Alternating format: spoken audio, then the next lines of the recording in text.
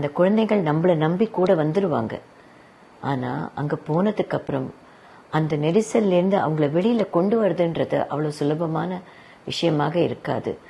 ஏன்னா அந்த நிமிடம் நம்ம கண்ட்ரோல்ல இருக்காது. அந்த ஸ்டாம்பீட் அப்படின்றதே, கூட்ட நெரிசல் அப்படின்றதே எல்லாரையும் மீறி நடக்கக்கூடிய ஒரு விஷயம். இந்த விபத்து எதுக்கு நடந்தது, எப்படி தவிர்த்திருக்கலாம், எப்படி இதுக்கு பாதுகாப்பு செய்திருக்கலாம் என்றெல்லாம் ஒருத்தருடைய மனசிலும் இப்ப கேள்விகள் எழுந்து கொண்டிருக்கிறது. எதுவாக இருந்தாலும் அந்த குடும்பங்கள் தவிக்கும் அந்த துன்பத்திற்கு யாராலையும் ஈடு கொடுக்கவும் முடியாது, பதில் சொல்லவும் முடியாது. ஒரு குடும்பத்துல அது தந்தையாவோ பிரதராவோ சிஸ்டராகவோ யாராக இருந்தாலும் அவங்கள நம்மளால ரீப்ளேஸ் பண்ணவோ அவங்கள கொடுக்கறது நம்ம சக்திக்குள்ள இல்லை. இப்படிப்பட்ட விபத்துக்கள் பொதுமக்கள் எல்லாம் கொஞ்சம் விழிப்புணர்வோட நாம எல்லாம் நடந்துக்கணும். நாங்க பாரத சேவா அப்படின்ற எங்களுடைய ஸ்தாபனத்தை இதுக்காக தான் உருவாக்கியிருக்கோம்.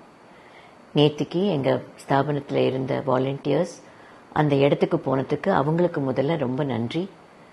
அதை தவிர ஜனங்கள், நம்ம பொதுமக்கள் எல்லாம் ஒன்னா சேர்ந்து எப்படி நம்மளை காப்பாத்திக்கிறது, பார்த்துக்கிறது, ஒரு சமுதாயமா எப்படி நாம ஒன்னா சேர வேண்டும், எதையெல்லாம் மனசுல வைத்துக் கொள்ள வேண்டும்.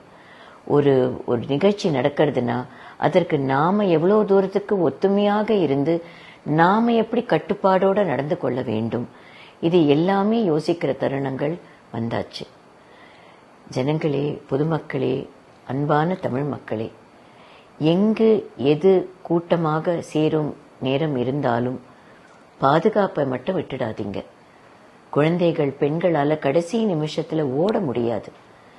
அந்த நெரிசல் ஏற்படும் பொழுது என்ன முயற்சிகள் எடுத்தாலும் அங்கிருந்து நகர்றது ரொம்ப கடினமான விஷயம்.